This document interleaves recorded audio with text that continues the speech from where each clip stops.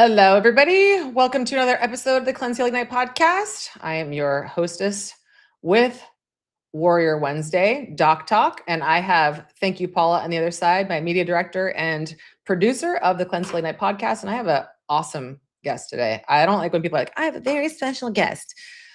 No, he's not special needs. He's beyond special. He is instrumental in my life. And I hope that you have the privilege of him being instrumental in yours. So today I'm not a health doctor as much as I am a wealth doctor, because the title of the episode today is Regain and Retain Your Wealth. We're going to talk about crypto, trust, and privacy. Specifically, here are our topics for today. We're going to go all over the place. And then we also have our VIP group after this. So don't forget, if you're watching this for the very first time, we always have every Wednesday, with the exception of the final week of every month where I get a week to catch up with my life. We don't have shows the final week, the final Wednesday of every month, but we do every other Wednesday. After our show, because I am live, and after this, if you're watching a replay, just know anytime after we go live at 2:00 p.m. Eastern time, we have what's called our VIP membership mastermind group. And in this group, we have anywhere between 200 to 300 or more people from all around the world who are really trying to take their wealth and their health back, all in the name of freedom and sovereignty, and overcoming censorship and saying, you're not the boss of me. You will not control me. So what we're going to talk about today, specifically on the show, and then again in the VIP group, which you could join for $1 for your first week, and then it's only $97 a month currently. We are going to be changing that soon. Very inexpensive considering what you normally pay to speak with someone like myself for 30 minutes, a naturopathic doctor. It would be $500 for a 30-minute session, and you get me for 2 hours and my team on the final Wednesday of every week, and you get 2 hours with us. So 8 total hours for $97 a month. It's ridiculously, insanely low, and a lot of people having powerful transformations and testimonies. In fact, 2 weeks ago, we had Ray on, and just a lot of people who are really taking their wealth and their health back. This is what we want. This is what we want with people in our community, is that you don't look at us and expect us to do all the work for you, that you realize it's a collaborative experience, that we're handing you the templates, we're handing you the guidebook, we're handing you the playbook, and then you run with it. But there is some accountability involved in this. So today we're going to talk about what Bitcoin is in plain English and why it exists, why banks continue to fail and what that means for your deposits, how inflation and taxation quietly erode your wealth, the real reason taxation is theft, how properly structured trust can create lawful separation, privacy, and asset protection, how to operate more independently from mainstream financial systems, what it takes to move forward toward a Bitcoin standard, the biggest beginner mistakes in Bitcoin and how to avoid them. Now, that's what we're going to be talking about. And I'm going to remind all of you, because I have been working overtime, and a lot of people like Curry and the groups that we operate in, we've been working a bit overtime for people to compensate, I would say, for people who are not willing to stand up for themselves, and also DIY from the perspective of we are the counselors, we are the therapists, we're the advisors, we are the experts, but there is an element of you having to do the work yourself so that you're not just a puppet on a string anymore. That is the energy that is falling, fall cabal, where you have been controlled and you're on puppet strings and you're just acting unconsciously. What it takes to step out from being in a prison, which we have all been trapped into for so long, since birth, since typically about 7 to 14 days after we are born. They take our foot, they stamp it, they put it on a piece of paper, and they say, this is your birth certificate. They give you a tax identification number. Let's look at the language behind that. That's your Tin Man or Tin Woman tax identification number. And then therefore, they take the sole of your foot, which is energy harvesting and financial harvesting. Now they own your soul for life. So it is up to you whether or not you want to be inspired or enslaved by the Wizard of Oz. The whole story about Wizard of Oz is us. And that's why they put it out there, because it's predictive programming, and we either authorize it or we say, I'm out. I'm not part of the system anymore. I'm not going to be part of the slave system. And this takes a great deal of courage to break free from. So we give you the solutions, but really the energy to take the baton and run with it on your own, that is the energy signature of courage, moving from fear to courage. So if you are the type of person that's listening to this show and you're like, I really want to lean more toward courage, but I need some information, that is what this information is about today. And if you're already out of it and you're like, I really just want to jump into this, then we're going to have some solutions for you. So I want to give you a parable reminder. So this is not necessarily in the Bible, but this is something, it's a parable, and it's actually called the drowning man, the parable of the flood. Just to remind you, this is the story. A man was caught in a flood. As the waters rose around his house, he climbed onto the roof and prayed, God, please save me. Soon a neighbor paddled in a canoe and shouted, jump in, I'll take you to safety. And the man replied, no, I'm good. God's going to save me. And the waters continued to rise. Then a rescue boat came by and said, sir, we're here to help. Get in. And he said, nah, I have faith. God will save me. The water kept rising. The flood kept happening. And finally, a helicopter, third try, hovered overhead. They lowered a rope and shouted, grab on. But he waved them away. He's like, God will save me. Eventually, the man drowned. And when he arrived in heaven, he asked God, Lord, why didn't you save me? And God replied, bro, I sent you a canoe, a boat, and a helicopter. What more were you waiting for? So this is a mic drop moment.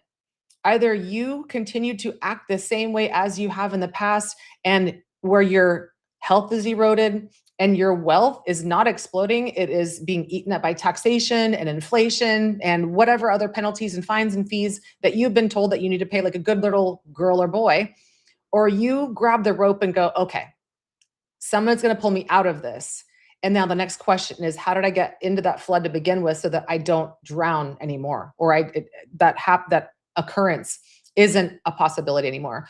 And so I'm going to start introducing my guests now, because this is a moment where we're handing you the rope. You decide, do you want to keep drowning, or do you want to fly out of the flood and start to actually take better control of your life? So that is the energy signature of anybody we wish to help. Is you need to help yourself first. And we're going to teach you how to do this. We're going to teach you how to get out of the prison. I've actually had several podcasts in the past about this, which you guys can go back in the archives, cleansehealignite.com. I interviewed Freedom Brad, on this very topic. It was probably about 4 years ago when I first was introduced to the Freedom People. And now since then, with the help of Curry's leadership and Brad and many other people, because the Freedom People has expanded and grown, because people are now starting to really understand that they need to do something about their wealth and health, because we have censorship happening, we have digital ID happening, we have banks collapsing, everything I mentioned about what the show is about today. People are like, I don't want to be a part of this. How do I get out of this, jail free? There is no get it out of jail free, but we are going to give you guys some ideas so that you can say, okay, what's next? So I'll give you an idea. When I first met the Freedom People, I had tried so many things. I had tried Anavan rights process. I worked with another common law attorney. They gave me templates. They gave me documents. Nothing worked, you guys. Nothing worked to the degree that this has. You actually get, and I actually got a letter from the IRS stating you are now exempt from taxation. When you get versus many other approaches, they say you need to memorize the code, you need to send these letters, and you are going to be in stamp hell, because you have to keep sending letters, documents back and forth to prove that you don't have to, versus getting one get out of jail free pass. And then you are not only legally not paying taxes, but you are protected under God, because we are called a ministry. So there's many people who are getting this. And this is no different than what many other companies, like Disney doesn't pay taxes, the NFL doesn't pay taxes, many companies don't pay taxes. This is a system that has actually been exactly their template. So it can't be taken away from us, because it would be taking away their same approach. So anyway, with this process, with the Freedom People, and especially Curry, who's one of my most favorite humans in the world, I have my net worth. I've been able to gain hundreds of thousands of dollars and save hundreds of thousands of dollars more. So you ask yourself, if it's going to be $10,000, $15,000 to have a trust, what is that worth in the long run? I was a financial planner in my 20s. I had 8 years where I worked with people in managing their wealth and their portfolios and trying to save the money in taxation, loopholes, diversification, different kinds of insurances to protect them. But it was all under the civil law umbrella. This is different. It's common law territory working in the civil law system. So you could still be in the system without being of the system. All right, let's bring on Curry. I wanted to make sure I put that context in before I brought him on, because that's my story. And there's a reason why I'm no longer a financial planner working with the same licensure I had before. Welcome, Curry. Thank you, Diane. That was a very kind introduction. I appreciate that. Well, you paid me like $1,000 in Bitcoin to say all the things before. Right. Yes. Few sats under the table, so to speak. Just a few sats, just, Yeah. just few little spins. You guys, I mean what I say, I'm an honest person, and I don't bring anybody onto the show who I have not worked with personally and who I don't wholeheartedly believe in not only their products, but their program, their system, their approach, and their belief system. Curry and I have a very similar belief system, a way of looking at things. So Curry, if you can give us an idea first, how did you get into Bitcoin and this whole freedom space to begin with? So for me, it was about the first time I got a head golf professional job. That's my actual career and vocation originally. And I realized, boy, I keep making more and more money and I have less and less. And I started to realize that the money was broken. And I unfortunately, I found out and heard about Bitcoin in 2011 and kind of brushed it off. Wasn't sure it was anything real. I didn't read the white paper. I didn't understand it. And moving forward as my career progressed and I kept moving on to new jobs, I really started to see that downward curve where I really never going to be able to retire. Not a bad thing. I did what I loved, but I was basically resigning myself to work till I was in my 80s. And I finally broke down in 2017 and read the white paper, and it was an epiphany of, oh, wow, my feeling of the money being broken was right. I just didn't understand why. Mm-hmm. And that became an obsession. And as I continued through the process and started to squirrel money away, and it wasn't in Bitcoin, I made the first cardinal rule was I started into Litecoin thinking, oh, this is faster, cheaper, better. Mm-hmm. And started to, and most people come into this space. They buy altcoins because they're cheaper. It's unit bias. They think, oh, well, this will go up more. But they're not sound money like Bitcoin. Bitcoin is mathematically secured monetary system. You'll hear people call it a commodity, a digital asset. They'll call it digital cash. It's actually all of those things. It is a monetary protocol, no different than we're talking on the internet. HTTP is a protocol for carrying information across the world digitally. Bitcoin is a monetary protocol for carrying information across the world digitally. In this case, transfer value. So once I got that, I really, really just started to go all in. And then so many of my friends in the golf business starting, I used to do their taxes. And I was like, guys, you got to understand this. We're all going to work till we're dead unless we make some changes. And it became a mission of mine to start to let people know more about the power of what Bitcoin can do for you. And then through that, I wound up on Brad's podcast. I met a friend of his. He was actually our boat captain in the Caribbean. We were down in St. Croix, and he goes, you got to meet my friend Brad. He's into this. And from there, a friendship developed. Brad kept telling me what they were doing with trust. And when I retired from the golf course, he goes, what are you doing? Why don't you just come work for us? And so for 2 years, I ran the fulfillment department, the first trust that came out of the Freedom People, as Brad built out the system so we could automate and help more people, because a foreign express trust is a very difficult thing to create. There's a lot of legalese, a lot of documentation, a lot of things that have to be filed. We were building a system that could do this for people en masse. Because common law trusts are much, an attorney can spin up a statutory trust in a couple of days. You can't do this with a common law trust, particularly if you choose to opt yourself out of the system and put that barrier between you and the government and the public trust. Yeah. So, and, I have something to say about that, because being at the level that Curry is and the Freedom People wasn't for lack of lessons. There's a lot of lessons that come along the way. And when we bring an expert like Curry or anybody from the Freedom People who is really well aware of this, it's because their system works. And the documents that Curry is talking about and referring to, these are things that are complex documents that they have to be worded in such a way where a bank, you could actually use them and a bank will go, okay, yes, we'll open up this account so that you could operate with your money, right? And the people I worked with before, and I went through 3 different teams and it cost me several tens of thousands of dollars and probably 3 years, almost 4 years, really trying to get this right. And multiple times the banks kept saying, we're not going to open an account for you. This is too complex of a trust. This is worded in ways that we don't feel good about. And then once I understood why, I went, oh, okay. The Freedom people make it so easy where you could just go in and you could actually manage your wealth without having to be the person that is the expert that has to understand all of the jargon.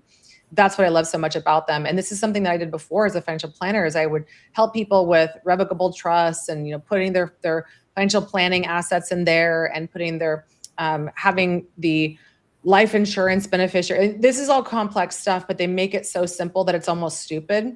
And so it's a huge time saver when they're doing the work for you, and you just have to take the steps to actually get it done. And they have their own community, they have their own VIP group, which Curry's going to be in here with us after to answer questions for you guys.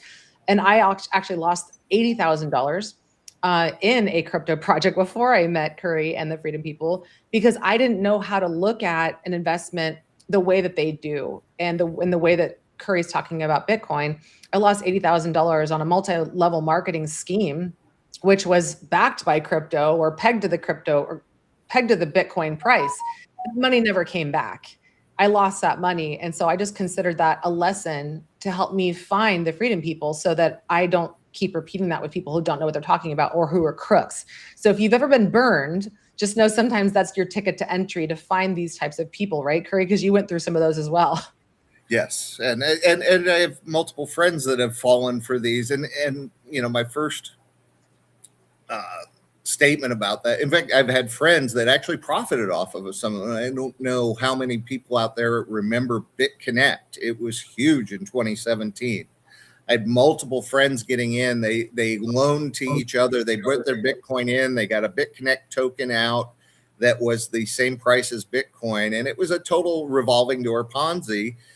And I told my friends, it's a Ponzi. I've looked at it. I'm not going to give them. I don't have that much Bitcoin anyway. And this is when Bitcoin was around $6,000. Mm-hmm. But these things paid them back in Bitcoin. And several of my friends walked away from that with 10, 11 Bitcoin. They profited because they were early into it. But in the end, 90% of the people that participated in that lost all their Bitcoin. It went to zero. Bitcoin's price went from $20,000 down to $10,000, and that was enough to collapse the whole Ponzi. Mm-hmm. Exactly. And then it was exposed that their documents were fraudulent. So it's out there, and if it's too good to be true, it probably is. Bitcoin is not a get rich quick scheme. It is a maintain your wealth protocol. Mm-hmm. Yes. And I know there's a lot of people out there, which we'll talk about today too. I want to get into Bitcoin eventually, but I want to start with some of the basics so that you guys understand this whole concept of taxation and what it could mean in the long run. Because there's a lot of people now who are saying, Dan Pena said something years ago, who my ex-boyfriend actually worked with and was sued because they had a collaborative joint effort together, and he and Dan Pena were sued.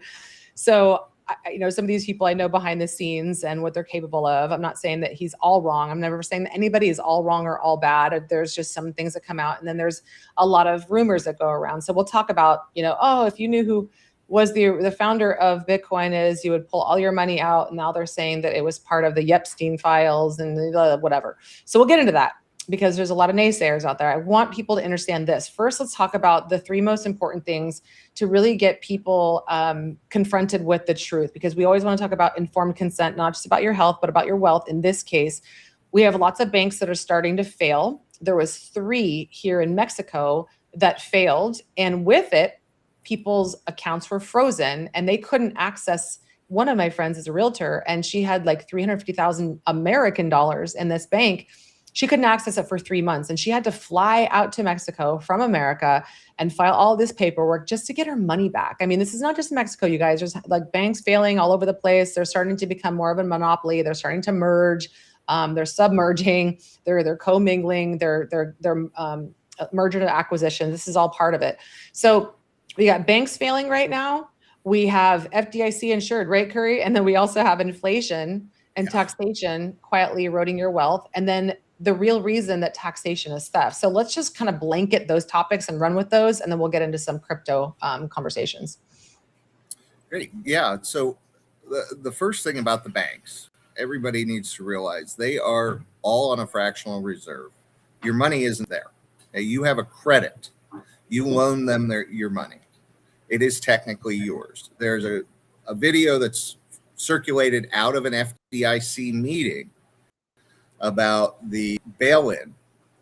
So essentially, the Dodd-Frank Act, which was put in place in 2008 or 9, when they to avoid the great financial crisis, what it says is they are allowed to now use your funds to keep the bank solvent. In other words, your money is not yours. If the banks fail, they can just give you some stock to say, and they may have. We all know about vesting times. They may say you can't sell that stock for 2 years.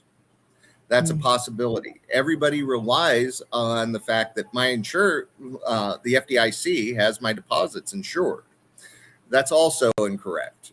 In the event of a mass failure, the FDIC currently insures $7 to $8 trillion in insurable deposits.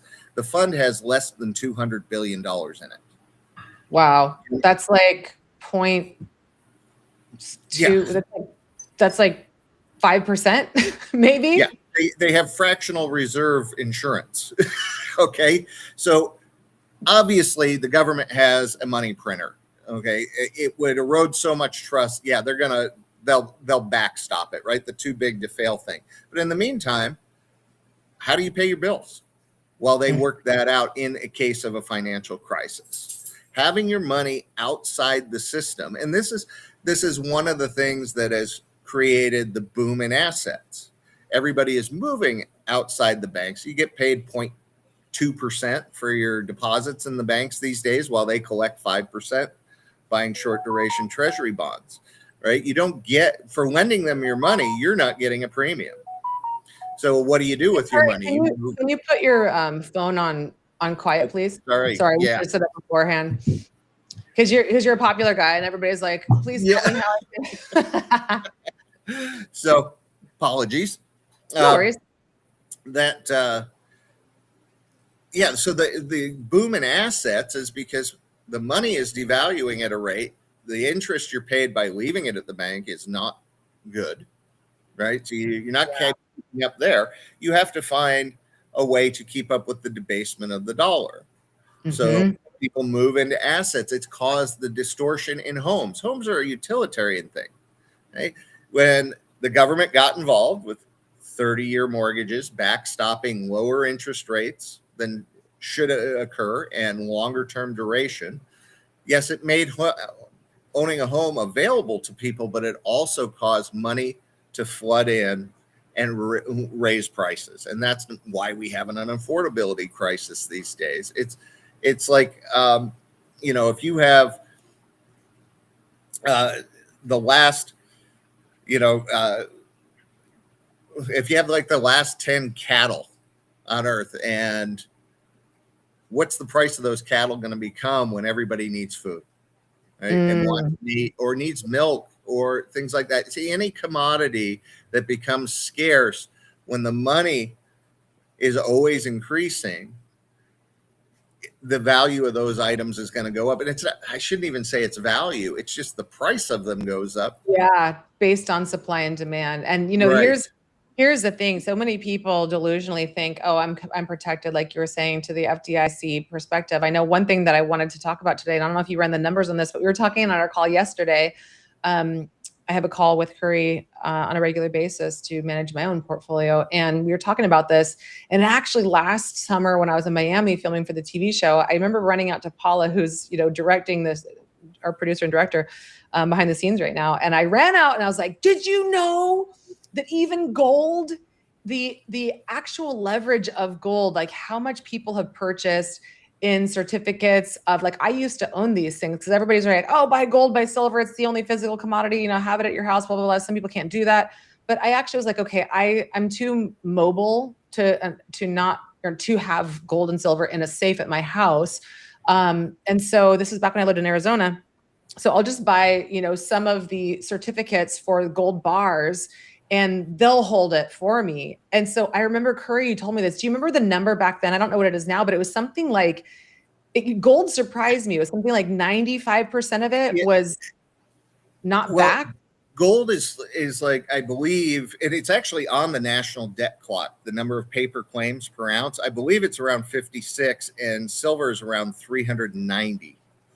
What does that mean? So there's 56 claims on every ounce of gold that exists. 56 claims, meaning that there's 56 people for that same exact. So you have the same certificate. And then you have 390 or so certificates of silver for every ounce of silver. Yeah, it's insane. And that's the paper markets, because the problem with gold and silver is storage. Right. Right. If you store it at home, you become a target. If you store it in a vault, they realize everybody stores it in the vault, so we can sell this ounce over and over again. And if people start to ask for delivery, we can always then go to the mines and buy more gold or silver. And what has happened because of China getting into where they only settle in the physical, they don't sell paper contracts like they do at the CME or in London. They started getting all the gold and silver to actually make physical delivery. They realized that there was a bubble in here. And this is one of the reasons of the great rise. Now, gold is a monetary asset. So gold does these, it goes up to the rate of the dollar printing, and then it drops off for 20 years. Okay. You know, we saw this, it went to $800 in 1980, 2009, it finally hit $800 again. But then they also, back in the day, took it away from people where they couldn't even own it. And they said, you have to surrender your precious metals. That was like in the Great Depression around that time, wasn't it? 1933.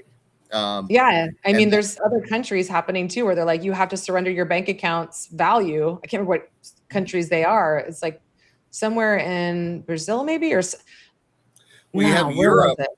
Europe says they're going to take any excess savings and invest it for the good of everyone. So basically, they're telling everyone in Europe that if you have money in savings in one of the banks, they're going to take that and invest it for the European Union. You mean they're going to steal it from you? Yes. It's a nice way to make theft sound palatable. I mean, so you're not saying they're going to take it and they're going to invest it for you so that you don't have to know where to invest it on your, they're going to take, well, that's a nice way of saying it, because it even tripped me up for a minute. I'm like, oh, they're going to invest it for you. And that's the thing. I want to make this point before I forget what Curry was saying earlier. Because when I was a financial planner, I talked about this all the time, is that you were losing money safely in the bank at 0.25% interest. And even when I had like six figures in the bank, I was still getting 0.1% interest. It used to be where we would get some pretty significant percentage rates. That was when I was working as a financial planner back in 2005 or so. And I've seen all the bubbles. I've seen a lot of these crashes. But now in like stable coins, we're getting 3, 4, 5, 7, 9%. And if inflation's 3, then you are losing money almost to the tune of 2.9%. If you're getting 0.1% in the bank, you got to keep up with inflation at least. And then to one other Curry's point, because I don't want to interrupt you. Hey, if you don't have enough money for a house, you could just get a 50-year mortgage, Curry. I mean, come on. You could buy a house, fine. Yeah. Keep on rolling. Keep on rolling. And this is where the math becomes so important. What people don't realize is when you have a 6-7% interest rate on a $1 million home over 30 years, you're going to pay almost $3 million for that house. Wow. Okay. So you start to, it's like $2.4 million over that 30 year, depending on what you put down. Obviously there's lots of ways to mitigate how much interest you pay. But the point is nobody factors in that interest payment. So your house has to double to get what you paid out to it. And then when you factor in property tax, when you factor in your maintenance of the house. I mean, a house does not maintain itself. It doesn't get better over time. The pipes get old, the roof gets old, everything has to be replaced.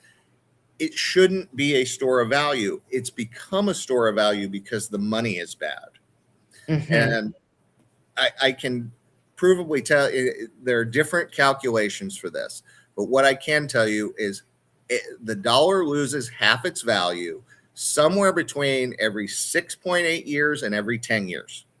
Mm-hmm. I used to use that rule when we were working as financial planners, is that people don't factor in for inflation. If you're out there and you're a little bit more intelligent, then you get this. The other thing I wanted to talk about with houses is this: if you're out there, and this is the kind of conversations I love about the Freedom People and Curry as an advisor in the group and being a part of their group, is you can ask questions like this. For example, if you own your house and you have a mortgage, you do not own your house. The bank owns it and you're simply borrowing it and you're just paying the interest on it. If one day you default, or more like 6 months is when they'll start to, foreclose on your house.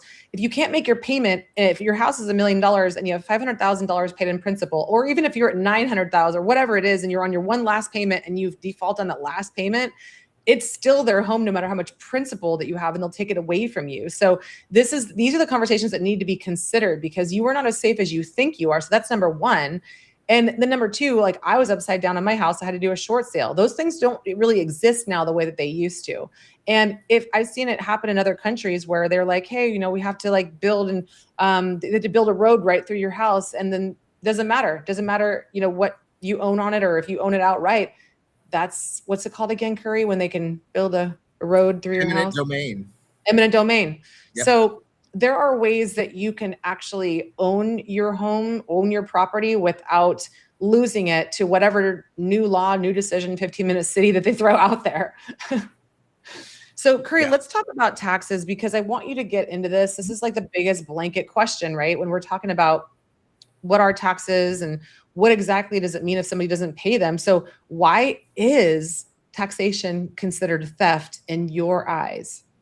Well, you have the Articles of Confederation, which came, in law, first in time is first in line.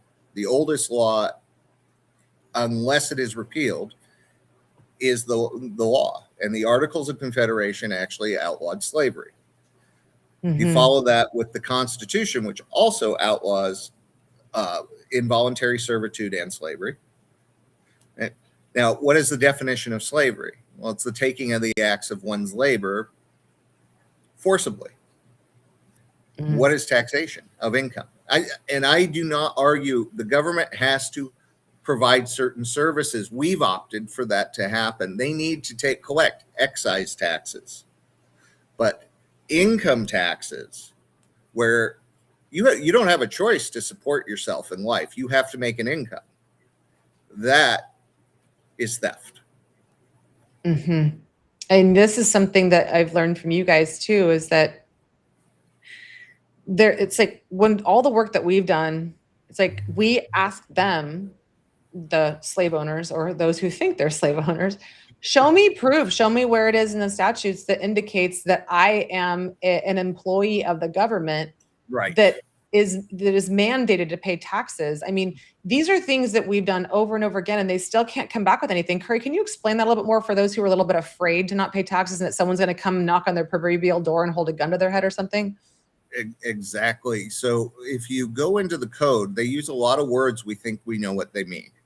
But when you actually dig deep and find the definitions, for example, it states right on the S Corp form, but for all your tax forms, you are only supposed to report income from a business or trade. Now, if you go to the definition of trade or business income, that is income derived from service in a public office.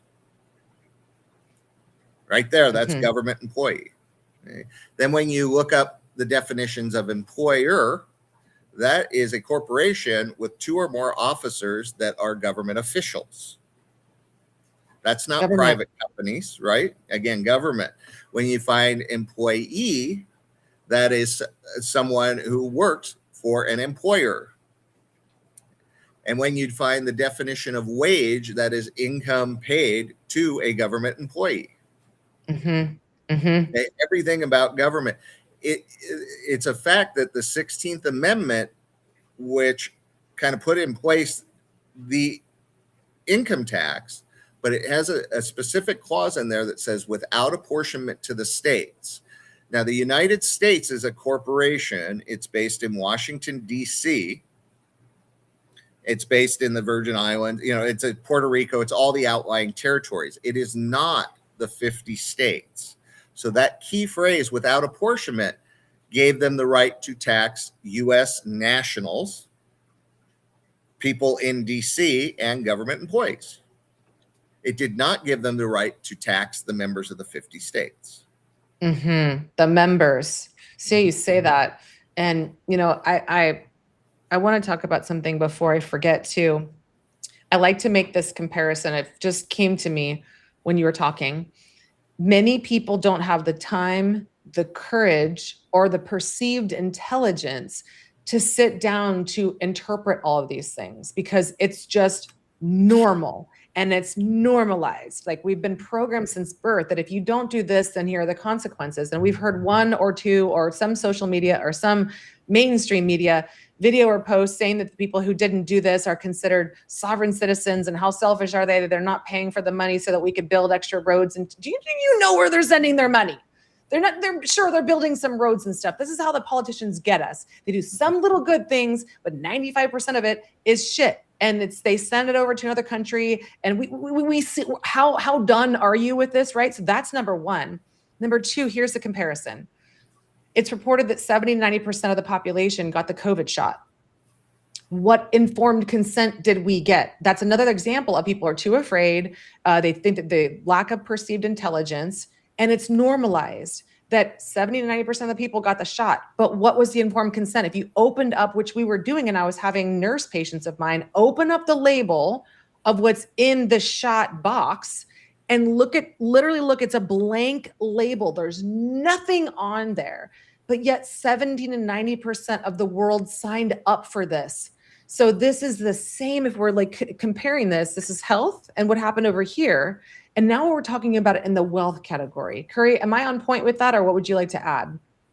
No, I think you're right on point about that. I think the lockdown of COVID was a compliance test. And the more I have dug into the government itself, you start to learn that everything is voluntary. Taxes are voluntary. It says it right in the IRS code. Everything is about our volunteering to consent. But unfortunately, they imply consent. And they use, again, the definitions are tricksters, right? And so I say years ago on the tax return in the 70s, and I forget what year they quit putting it on, and on your Social Security, there was a checkbox for non-resident alien. Well, all of us that are born in the 50 states are non-resident aliens to the corporate United States. If that box existed, that's what you would check. And if you look at the IRS code, treatment for non-resident aliens is they are not taxable. However, they remove the box. So you don't have the option. You just, this is all about to get you to comply, and it's coercion and it's extortion and it's fraud, because everything with them is supposed to be a contract, but they just imply your signature on a W-4 form implies that you are a government worker. Yeah. And here's the other thing too, is, you also have to be willing to think outside the box and act outside the box, but also trusting the process, not from like a QA, not from what like we were told when Trump came in as president, trust the process. No.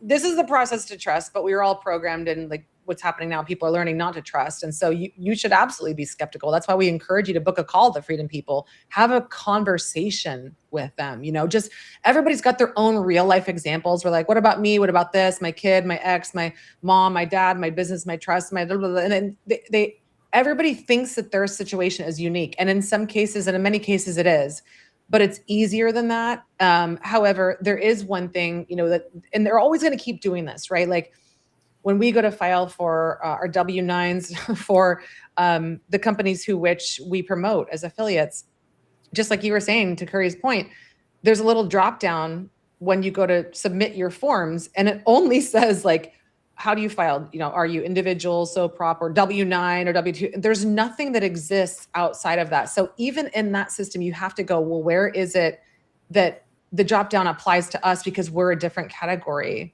And so you have to be willing to have those conversations too, the hard conversations but of course, the Freedom People makes it super simple for us. I'm not saying that. Curry makes it super simple. They give us the code, but we also have to be willing to say, okay, we're not that way.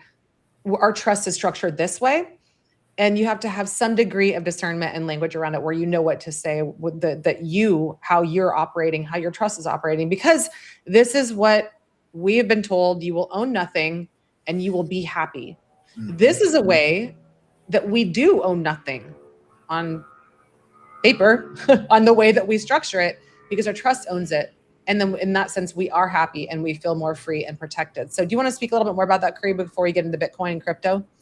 Yeah, along feeling happy. I think what's happening right now is a lot of people aren't happy because the system is moving around about them. And I think we have, and you see it every day, people are sick and physically sick from all the things that go into our food, the stuff they're spraying in the air. And then you follow it up with the sickness that's in the financial system. Okay? If the dollar debases every 10 years, 50%, can you double your pay every 10 years? Mm-hmm. So that gut feeling, and this was me when I first discovered Bitcoin, was I was feeling sick to my stomach because I was going, I'm making more money, I have less. What is going on? Right? The light bulb starts to go off. Well, this is happening to everybody. That is not good for your personal well-being, because it doesn't quit. The dollar is supposed to be money. I'm supposed to behold my value. You don't get it. That is a system rigged to take the wealth from the people who earn it, and they force you. See, I tell people all the time, do not work for something somebody else can create for free. Do whatever you can to exchange that for something of value, whether it's gold, whether it's silver, even a house. And a house does not keep up with, but at least it puts a roof over your head, and it does somewhat keep up with the money debasement. You have to put that dollar into something, because one thing I will guarantee, there will be more dollars next year than there are today, which means because of printing, you mean? Yeah, it will buy less. Yeah, there's a guarantee. And I think a lot of the mental problems that people have, and the reason there's an outbreak of depression, is people don't understand the problem. And if they don't understand the problem, they just think they're failing at life. But Curry, there's antidepressants for that. Just stop, okay? Well, yeah, take a pill. There's a pill. or you can get a sex change, and then you're not depressed anymore because you want to be a man and you're a woman. Just stop it, Curry. Stop. Okay, stop raining on my pharmaceutical parade. And also, I don't know the number, but the math a while ago was like 50% of, I think it was the American population. Don't quote me on this. Maybe Curry. Like half the population is one paycheck or 1 month away from having zero money. Is that? Yeah, and I saw an even more disturbing one to me, that 14% of people do not have less than only 14% of people in the United States have more than $500 of expendable income a month. And this shows up we have right now, credit card defaults are at the highest level since the great financial crisis. In fact, higher. And home mortgage defaults are at the highest level, higher than the great financial crisis. We're already there. Okay, people are living off of borrowing. They aren't living off of earning.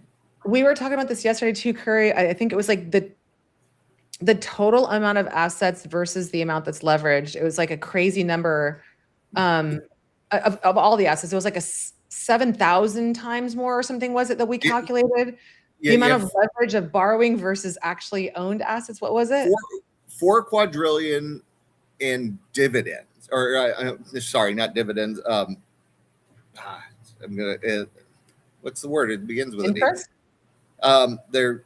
I can't believe I can't say. Well, there's 4 quadrillion. Derivatives? Derivatives. Thank you. Jeez. Derivatives for 500. Yes, I'll take that. The 4 quadrillion in derivatives. There's only physical dollars. There's only $23 trillion in the world. That's the M1 money supply. There is, which is up substantially. It's up over 40% since 2020. You have 38 trillion in U.S. government debt that is treated as money. And what happens is one financial institution takes that derivative or that treasury, posts it as collateral. There's your first layer of derivatives, right? And then they move on, and their debt is now collateralized by the lender there, and they borrow against that, and so you stack this house of cards. Yeah, multi-level marketing pyramid scheme of borrowing, where like right, and this is where you get. And if you pull some pieces out of the middle, well, the building probably stands, but at some point they pull too many, and we get things like we have all kinds of distortions in markets right now because of Japan. Japan was the lender for everybody because you could borrow at zero and then go out and play your derivative games. Japanese interest rates spiked. These people got called in, and what we're having right now is a shortage of dollars in the world to pay that off because nobody can borrow at 0% or close to that. So instead of refinancing, what we're seeing is the sale of assets. Bitcoin sniffs this out first. It went down first. We're starting to see gold and silver back up. People made a lot of money with gold and silver, but now to cover their butts on the loans that are getting called in because interest rates went higher, they're selling their assets. And what does Japan own the most of? U.S. treasuries and U.S. Sushi for 500. Oh, yeah, sushi. Yes.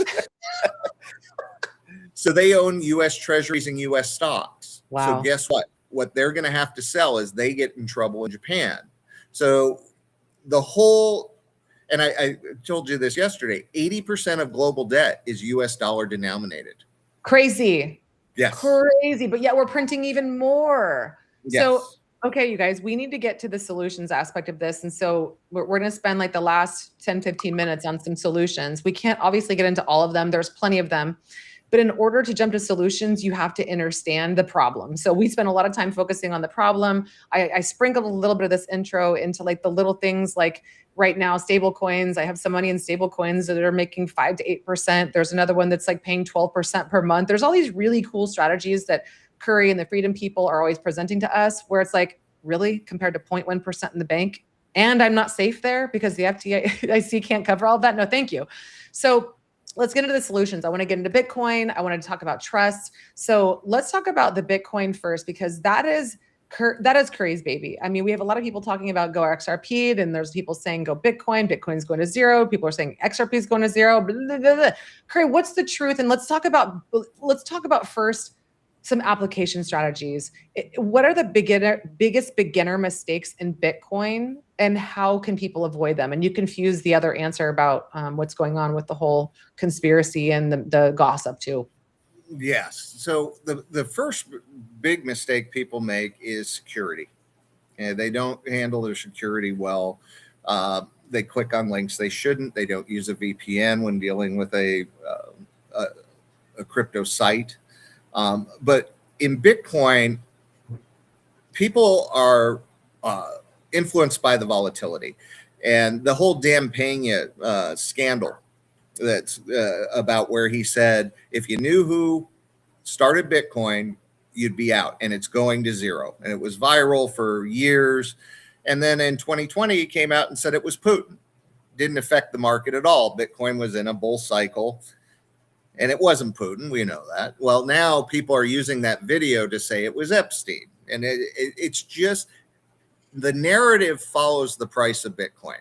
When the price of Bitcoin's going up, you hear, sunshine and lollipops.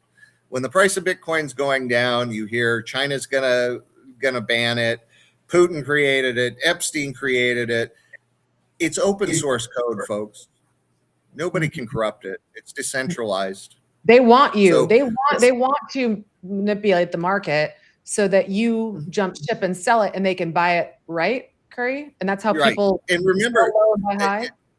4 years ago, okay, 78% of all Bitcoin was held by individuals, not institutions. Okay, it's the first investable asset that has ever been like that. It always starts with the institution and distributes out to the individuals. It was inverted. Individuals came in first. Yeah, it's an upside down pyramid. Yeah. So individuals came into Bitcoin first, and what we're seeing now is the institutions trying to catch up. They've implemented all their tools. They have derivatives in options and in futures. They have their tools to carry the price the way they want. They buy off the market, called OTC desks, so they don't move the market when they purchase. This is just part of the adoption. See, Bitcoin's more of a Trojan horse moving inside the financial system, because the bottom line is no state can control it. If I want to go ahead and spend my Bitcoin or send my Bitcoin to Diane, there is no third party that can stop me. And we do it all the time. And we do it all the time. Correct. All the time. So this terrifies them, because everything they've built is about control. And we see it even today with they're talking about the Clarity Act. There's a big fight over stablecoin and their interest. And they want interest to be only something that the banks can do. They don't want stablecoin issuers or Coinbase or Kraken or any of to be able to pay interest. Well, they're the ones lending out the stablecoins. And in my opinion, the banks should just go ahead and issue stablecoins and go ahead and lend them out and pay interest on them. But it breaks their model. And they're terrified of these type of things. And the worst part is, all a stablecoin is a dollar. It's no different than a US dollar or in fact, it's better than a credit at a bank, because you can actually test it. Backed by US treasuries. Okay, so is there leverage on that too, where that could go upside down, or is it like leverage better than? No, in fact, Tether is the most profitable company in the world, the issuer of USDT, but on a per capita basis. They have 40 some odd employees. They made $15 billion last year. How? They are paid dollars to issue stable coins. They buy US treasuries and get paid 4 to 5% in interest. And they have $180 billion market cap, which translates into $15 billion a year in interest payments to them. Okay. Cool. So it's safer than cash, and it's less leveraged than treasuries, which we were talking about with Japan. So, Curry, I want to move into, let's say, like the top 3 mistakes. We only have 7 minutes left, so I want to make sure we have enough time for the 3 biggest mistakes people make when they are getting into Bitcoin and crypto, and then we'll move into the final, which is the big mommy, the big daddy of it all, which is your Foreign Express Trust that owns everything, including your LLC, your PMA, your bank accounts, your cars, your houses, everything, and even your children, so they don't have jurisdiction over. Oh, hey, your kid, if they want to change from woman to man and at the age of 5 or get 6,000 vaccines, then hey, well, we're going to give them the right, because we own them. Okay, I'm going to guess that the number 1 mistake of 3, maybe not the number 1, but 1 of 3, is owning Bitcoin or crypto on something like Coinbase. Is that one of them? Right. Not having your one wallet? of the biggest ones. Yeah. Not learning security first and self-custody. Okay. There's always risk. Now, look, these exchanges are quite big these days. They're not going to fail. However, I can't tell you, my dad was locked out of his Coinbase account for 2 months for trying to withdraw coins that he had already withdrawn to his home wallet in the past, because for security reasons. Okay. Just like a bank, you are at their whim if you hold your coins on one of these institutions. It's no different. And they can freeze them at any time. So get your coins off the exchange. Learn to self-custody. That should be the first thing you learn in crypto. You buy it, you use Coinbase as the place where you can move money, but then you do it in other things like Jupiter, like Exodus, or like Trezor. And then that way it's off of their control grid. Right. You want to stay out of their control.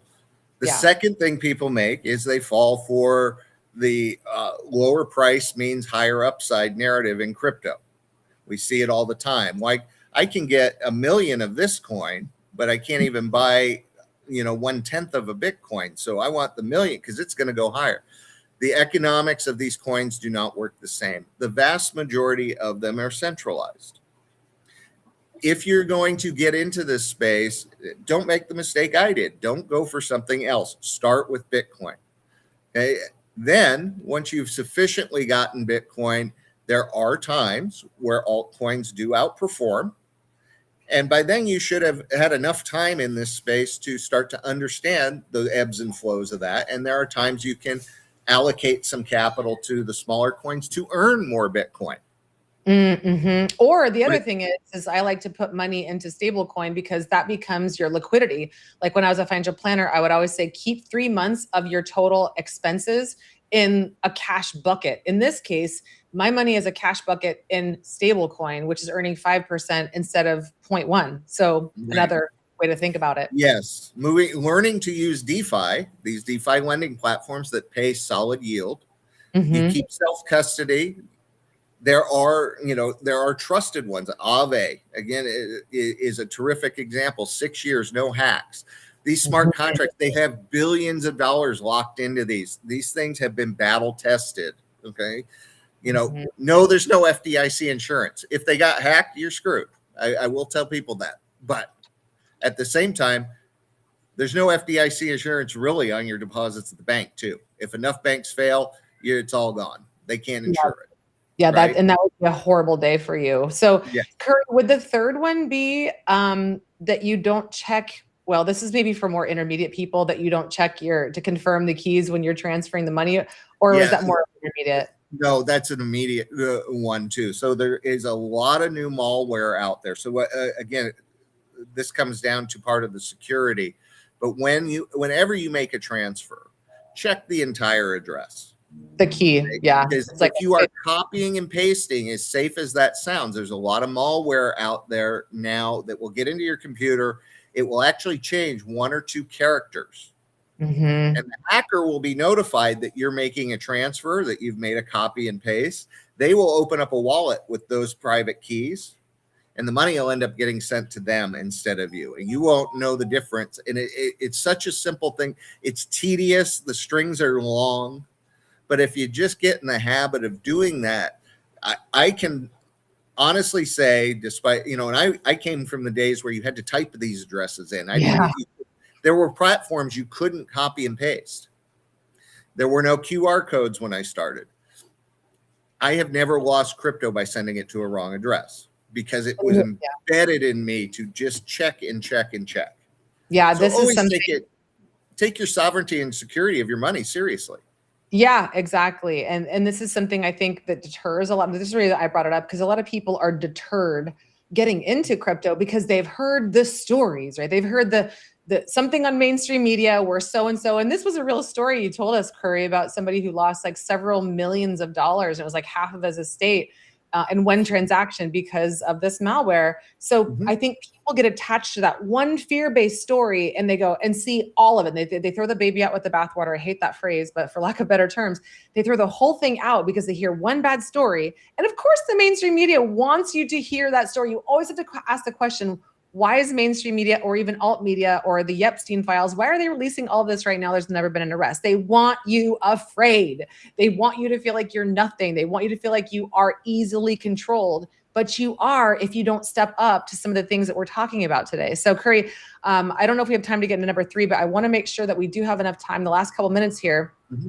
Let's save the last question, the big daddy of them all, the big mommy of them all. What is, when we're doing properly structured trusts, why is that so important so that people can take their control back and create lawful separation, privacy, and asset protection for them, their families, and their heirs, so that you don't have these insane estate taxes of 30% or even just them pinging you for more and more and more as you have gains, like other countries like Netherlands now is saying, we're going to take 35% of your gains for every year of your capital gains, which is insane. So let's talk about why that's so important. I'll keep it really short and simple. Good. If you own nothing, there's nothing for them to take. Therefore, You want to own nothing and control everything. Mm-hmm. And that is what a foreign express trust structure does for you. Once you Mm-hmm. have control of everything, you have separated, you've put a wall, a legal wall, Build a between wall. you and the public, the government that wants to steal from you. And it's amazing, this structure, because I don't want to go too long, but on this, but I admire people who go to court and fight these bad laws and fight with the system. I really do, but it's not something most of us want to do, nor do we have the time or the energy to have that taken away from them. But God bless the people that do. The beauty of the trust structure in its simplicity is that it does not meet the court and control test. Mm-hmm. Therefore, no federal court can control a foreign express trust. They can't pierce it. Yes, and I'll tell you guys that once this all was created for me and the people that I've seen that work with the Freedom People, it works. It absolutely works. And it did. I'm not really a scared, fear-based person.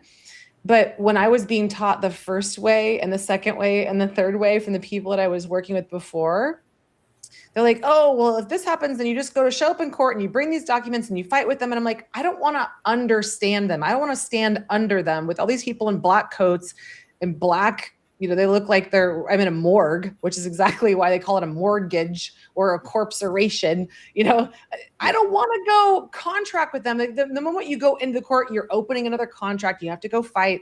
Yes, there are some people who do that. And like you said, Curry, bless their hearts, but that's not going to be somebody like myself or people like you who are already busy enough.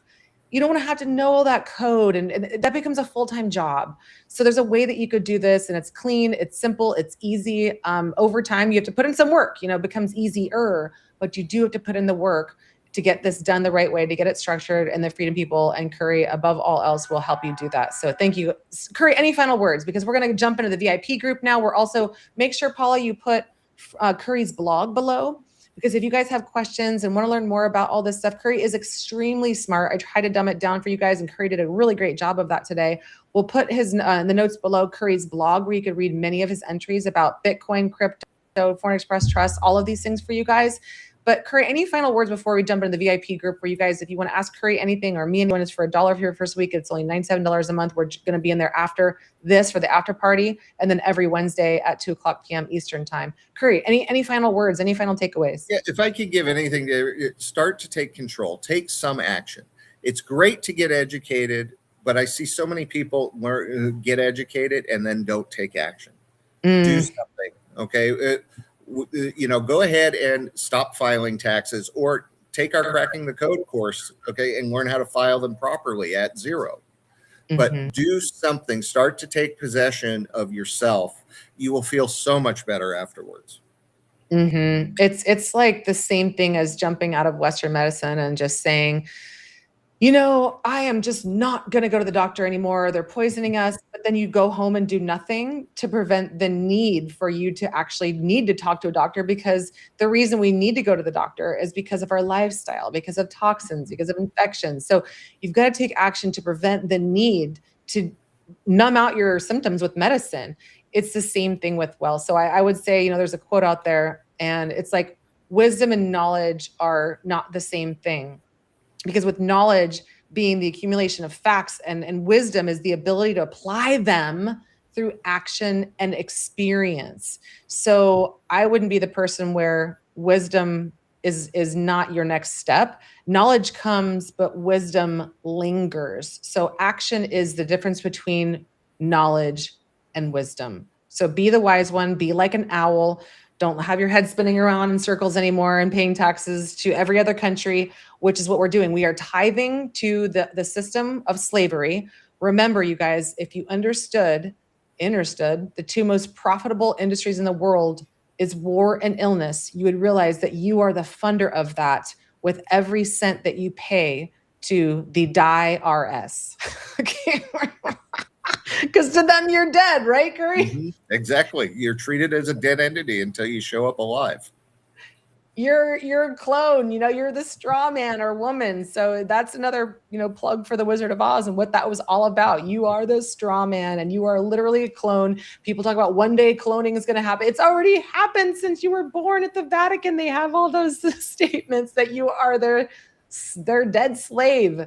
Mm-hmm. No more. No more. You guys have the keys now.